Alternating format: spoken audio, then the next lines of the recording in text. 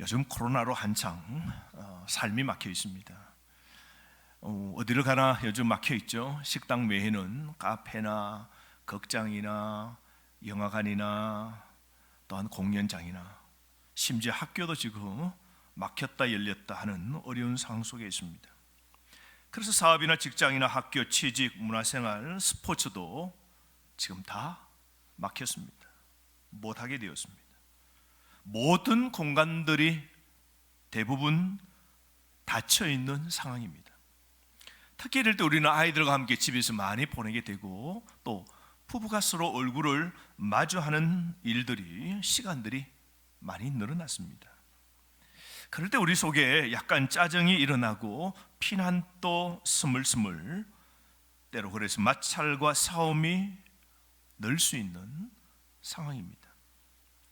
환경의 삶이 녹록치 않고 경제적으로 어려운 문제들이 있고 내일에 관한 염려들이 가득 차서 불안을 느낄 때 우리는 만족스러운 가정생활을 부부와 자녀 간에 서로 때로는 하기 힘든 그런 환경입니다.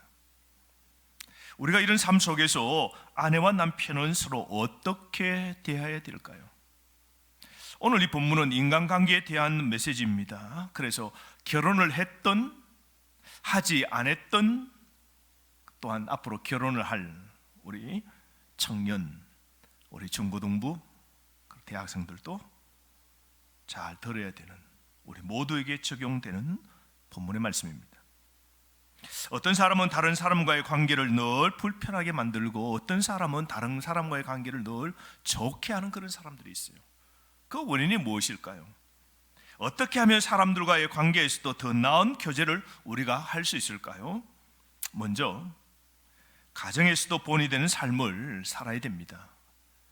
왜냐고요? 모든 것이 가정에서부터 시작하는 겁니다.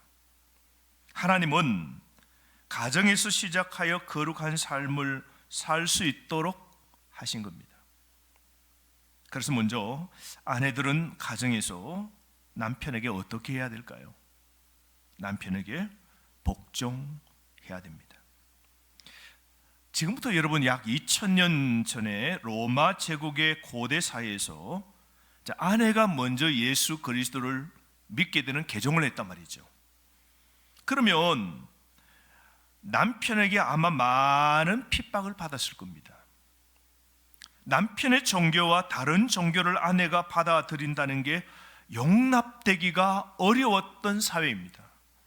왜냐하면 여자들의 권리는 가정에서도 그렇게 높지 않았습니다. 남자가 가장 권위를 발휘하는 시대였습니다. 그래서 그리스도 안에는 불신 남편의 핍박을 참 많이 받았습니다. 그래서 믿는 아내는 남편에게 정면으로 반박하거나 참지 못하여서 이혼하는 방법을 택해서 가정이 불화하거나 파괴되는 것은 옳지 않는 방법이었죠. 그렇다면 믿는 아내는 불신 남편을 어떻게 대하는 것이 복음의 가장 합당한 모습이라고 말했을까요? 그게 오늘 본문 1절입니다. 1절 말씀 우리 한번 읽어보실까요? 아내들아 이와 같이 자기 남편에게 순종하라. 이는 혹 말씀을 순종하지 않는 자라도 말로 말미암지 않고 그 아내의 행실로 말미암아 구원을 받게 하려 함이니. 아내들아 명령합니다. 믿는 아내는 남편에게 어떻게 해야 된다고요? 순종해야 됩니다. 오늘 여기 결혼을 먼 훗날에 또 가까운 시기에 해야 될 우리 청년들, 우리 자매들도 가슴속에 이 진리의 말씀을 새겨야 됩니다. 믿는 아내는 남편에게 순종해야 됩니다. 이게 창조 질서입니다. 남편이 사랑받을 만해서 또 존경받을 만해서 순종할 만해서 순복하는 게 아니라 하나님이 세우신 질서입니다. 아내는 남편의 갈빗대에서 창조된 심오한 원리가 있는 겁니다. 하나님은 사람을 만드시되 먼저 남자를 만드셨지요. 그리고는 남자가 혼자 있는 것이 좋지 못하다고 하나님이 판단하셔서 여자를 만드셨는데 그 여자의 다른 이름은 돕는 배필입니다. 이게 히브리어로 에젤입니다. 그러니까 남편을 잘 돕는 역할이 바로 여성, 아내가 해야 될 일입니다. 그래서 남편을 어떻게 여자가 돕는가에 따라서 남편이 이렇게도 되고 이렇게도 될 수 있는 것이죠. 여러분, 그게 인류 최초의 에덴 동산에서 벌어졌죠. 돕는 배필 하와가 아담을 어떻게 도왔나요? 뱀의 유혹을 받게끔 돕는 바람에 우리는 신락은 상태가 된 것이죠. 그만큼 여러분, 여성, 즉 아내의 역할은 너무 소중한 겁니다. 돕는 배필의 역할을 하는 겁니다. 특히 불신자 남편의 구원을 돕기 위해서라도 남편에게 순종해야 됩니다. 왜요?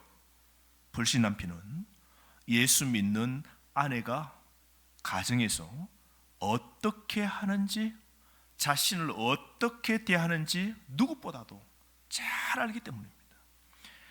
아내가 자신에게 잘 순종하는지, 본받을 만한 행위를 하는지 집에서 불신 남편이 다 지켜보기 때문입니다. 그래서 억지로 설득하려는 100마디 말보다는 온전한 행동이 남편을 감동시켜서 복음을 받아들이고 교회에 오도록 만들기 때문입니다.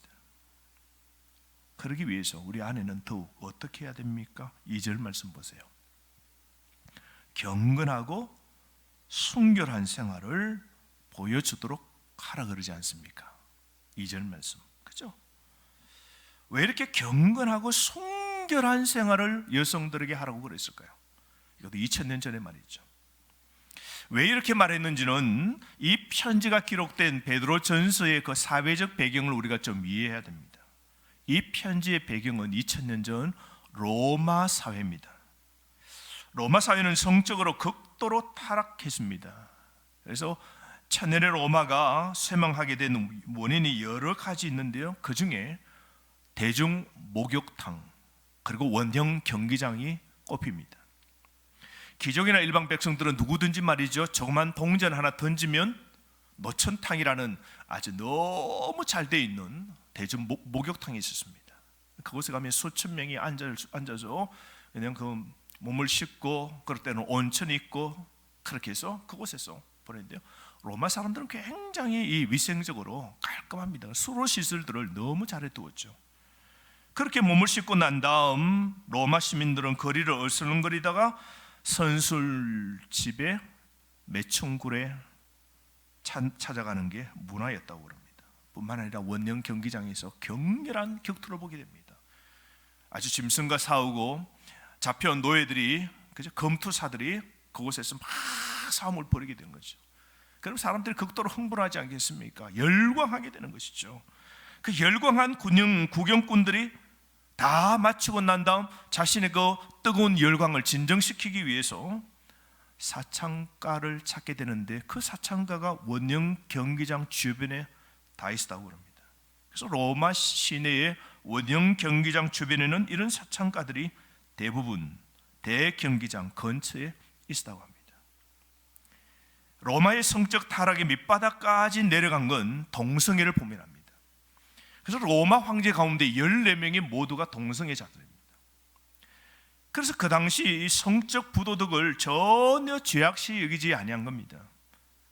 이게 남자들뿐만 아니라 여자들도 성적으로 방종한 삶을 살아서 도덕적 순결에 큰 관심이 없었던 사회가 지금으로부터 2000년 전 베드로와 예수 그리스도를 믿는 성도들이 사는 한복판 그 사회가 다 그랬습니다. 이런 로마 제국 시대에 기독교가 순결이라는 이런 새로운 복음, 미덕, 바른 도덕을 제시한 겁니다. 이게 로마 사람들에게는 아주 놀라운 일이었죠. 그리스도인 하면 어떻게 저렇게 살아? 라고 할 정도로 우리 그리스도인들이 보여준 것은 이런 타락한 세상, 방종하는 세상 속에 순결로 무장된 사람들이었습니다. 그래서 오늘 베드로는 어떻게 살라 그럽니까? 경건하고 순결한 생활을 하라고 그럽니다. 여러분, 하나님의 자녀는 순결하게 살아야 됩니다. 오늘 청소년 여러분, 우리 중학교, 우리 고등학교, 우리 대학교, 청년부, 심지어 결혼한 우리 남자, 여자, 우리 모든 성도님, 오늘 시들은 순결을 그다지 좋지 않게 생각합니다. 오히려 살짝 즐기는 걸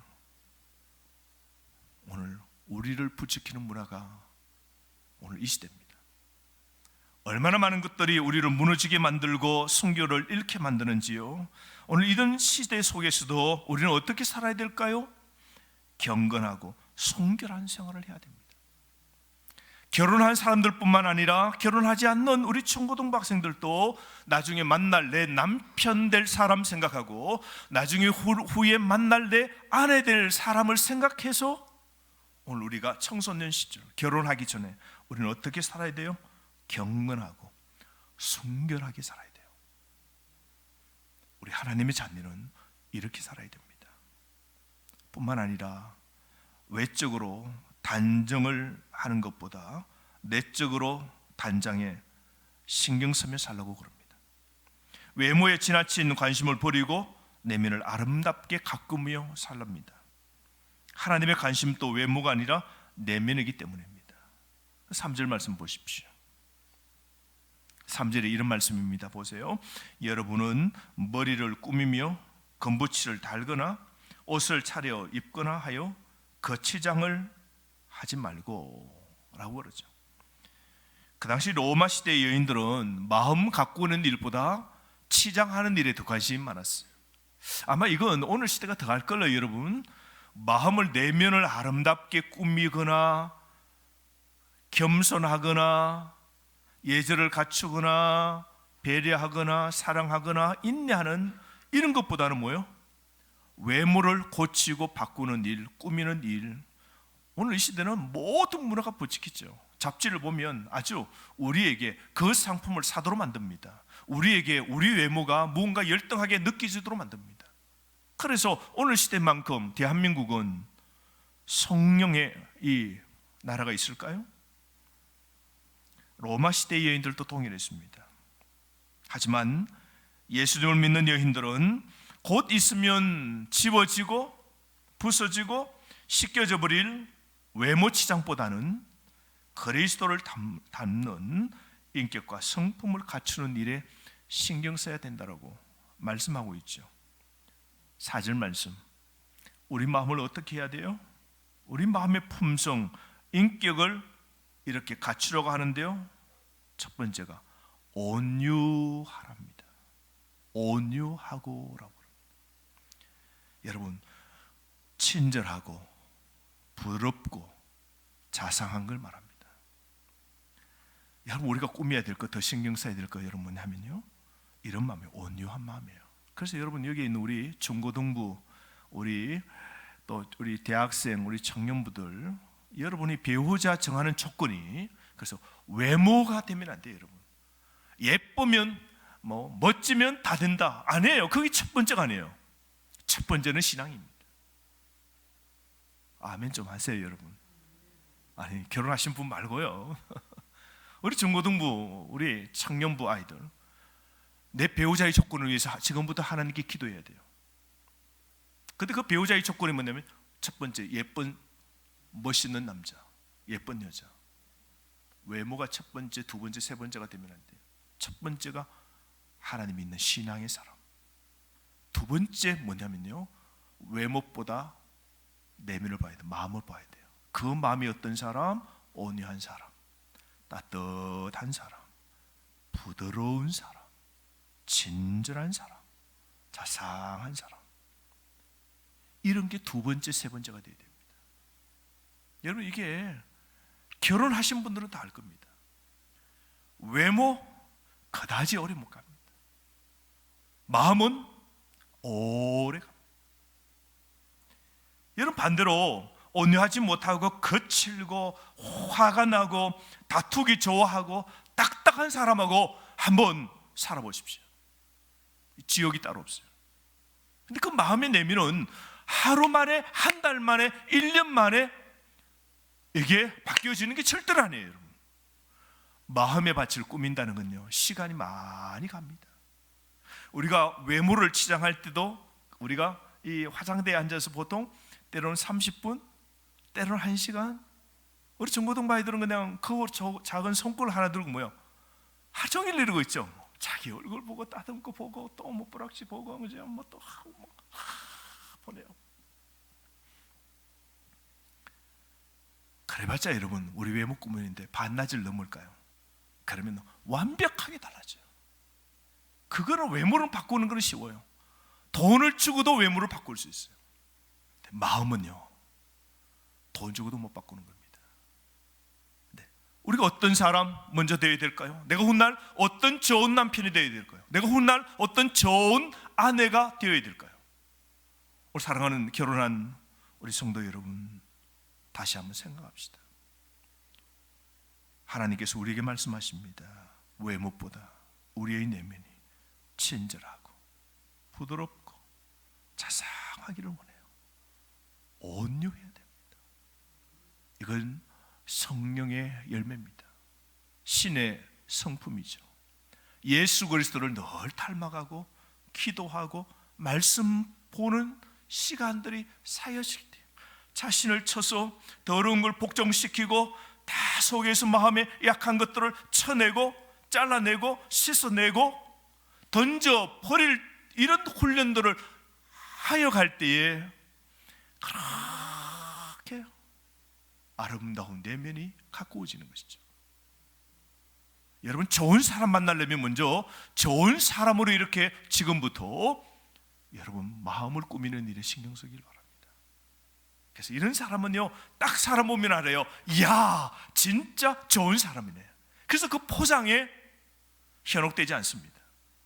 화려한 포장을 뜯었더니 내용물이 별것 아니에요. 우리 그런 경우 많잖아요. 근데 진짜 사람을 볼 수 있는 믿음의 사람은 척 보면 알아요. 그 외모가 아닌 내면이 너무 아름다운 게 보이거든요. 두 번째로 어떤 마음의 품성을 말합니까? 안정한 심령이라고 합니다. 4절 말씀, 그죠? 안정한 심령이라고 그래요. 이 심령이 뭘까요? 동료에 흔들리지 않는 평안함을 말합니다. 흔들리지 않아요. 잘 흔들리지 않습니다. 바람 좀 분다고 찰랑찰랑찰랑 하고 막 여동치는 그런 작은 연못 정도가 아니라 어떤 일에서 그 마음의 평정심을 잃지 않는 것. 때로 불신 남편이 확 돋구죠. 그죠? 화를 나도록 만드죠. 그죠? 화를 나도록 막 만듭니다. 심지어 자녀가 화를 내도록 확 부추깁니다. 그러더라도 자신을 여동시키지 않고 전혀 동요되지 않는 것. 이런 마음이 안정한 심령이라고 합니다. 여러분은 예수님처럼 온유하고 겸손한 마음이 되도록 말씀의 거울 앞에 서서 매일 자신을 여러분 꾸미셔야 됩니다. 까다로운 남편에게도 순종하고 싶지 않는 남편에게도 주 예수님을 생각함으로 그리스도를 인하여 순종하십시오. 지금 타락한 이 시대는 하나님 뜻과 정반대입니다. 그래서 여성들이 남편에게 도전하고 대들고 남편을 휘어잡아야 된다고 그래요. 남편에게 잡히면 안 된다고 가르쳐요. 그게 멋이라고 또 가르칩니다. 그게 드라마와 오늘 이 시대의 문화와 강연이 우리들에게 잘못된 길로 가르치는데 이건 진리와 대치되는 거예요. 신앙의 안에는 남편이 힘이 없던, 돈을 못 벌여와도 병이 들던, 남편의 과거에 죄가 있던 그 남편 때문이 아니라 단지 하나님을 경외하고 하나님을 사랑하고 하나님 말씀을 믿기 때문에 지금의 남편을 존경하고 순종하는 여인이 하나님 앞에서 아름다운 겁니다. 여러분, 남편의 요구가 하나님 뜻과 자명하게 그렇게 위배되지 않는 한 지극히 여러분 존경하며 순종하시기를 바랍니다. 여러분, 남편 위에 누가 계세요? 하나님 신랑이 계십니다. 남편에게 모든 걸 순종하되 하나님 신랑이 명령한 것을 남편이 나에게 요구를 하면 그건 거절해야 돼요. 예를 들어서 성경 말씀대로 남편에게 순종하라 그러니까 여보 교회 가지 마 하니까 알았어 여보, 예수 믿지 마, 알았어 여보 하면 안 돼요. 왜요? 우리는 그 남편 위에 누가요?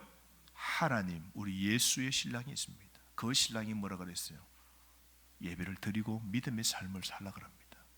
제일 우선순위는 위에 계신 그 신랑의 그 명령에 순종해야 되고요, 그 신랑이 오늘 우리 믿지 않는 남편에게도 웬만하면 삶 속에 어떻게 살아가요? 모범 보이고 그 남편을 잘 순종하고 세워서 결국은 뭐요?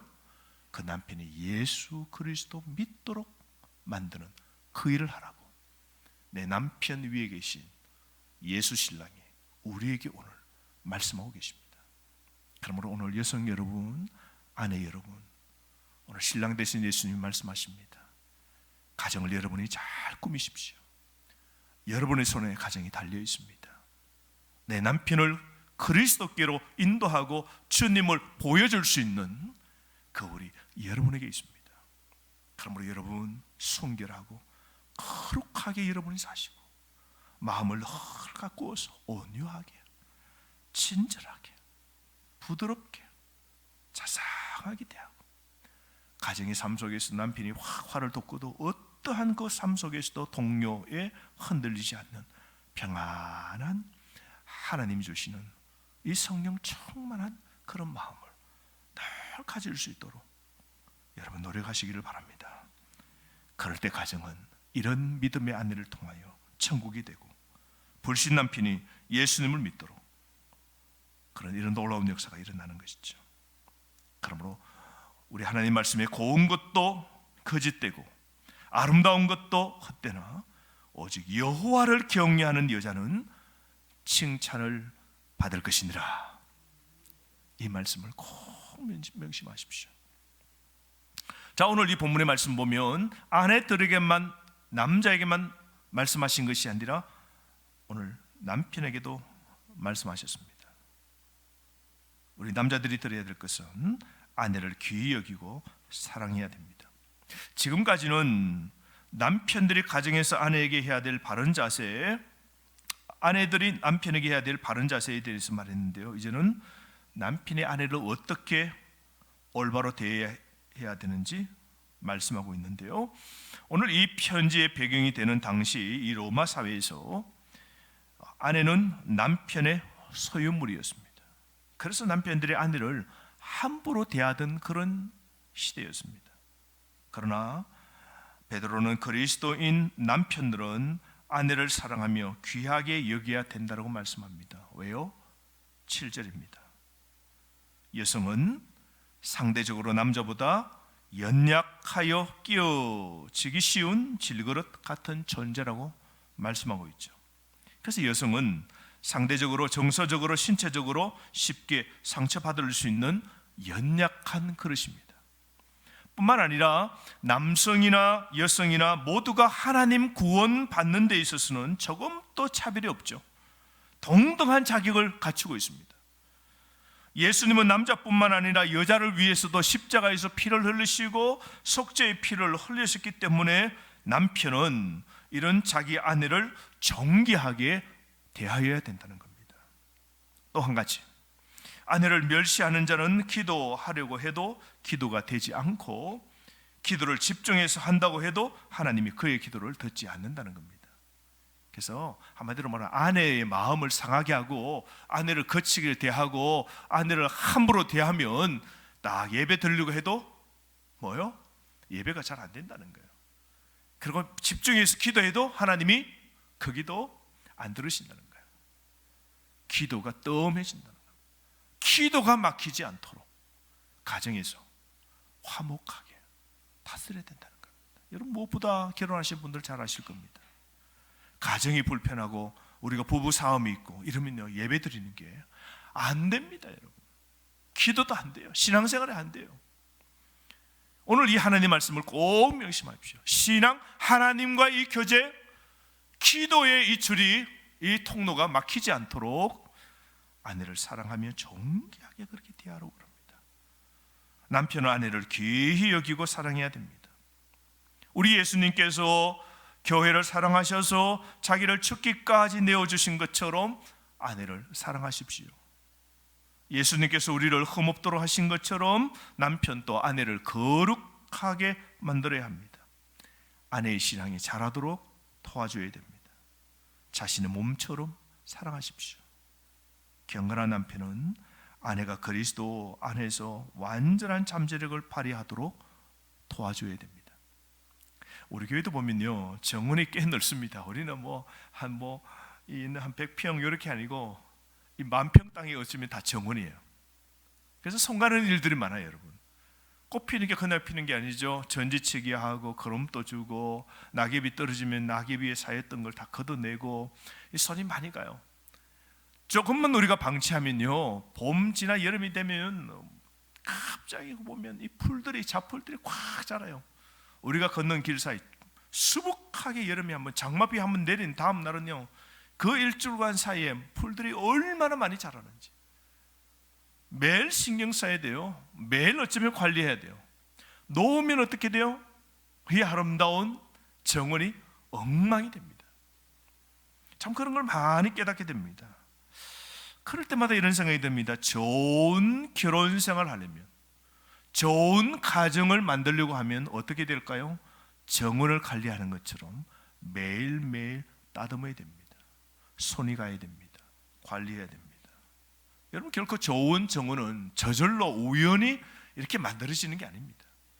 손길이 반드시 가고, 거기는 땀을 흘려야 되고, 거기는 수고를 할 때에, 관심을 쏟을 때 정원은 아름답게 되어지는 것처럼, 정원 가꾸는 일과 남편과 아내, 가정의 일이 다르지만요, 좋게 되도록 돌보고 가꾸어야 되는 원칙은 동일합니다.